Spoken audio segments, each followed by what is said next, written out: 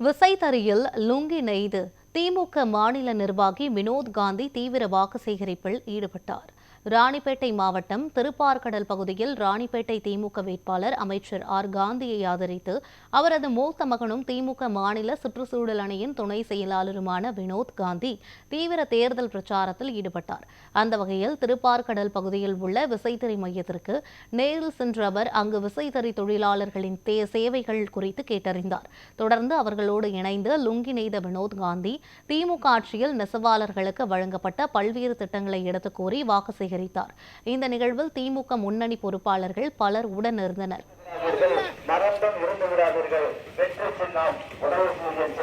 தாய்மார்களின் சின்னம், உணவு சின்னம், உழைப்பாளிகளின் சின்னம்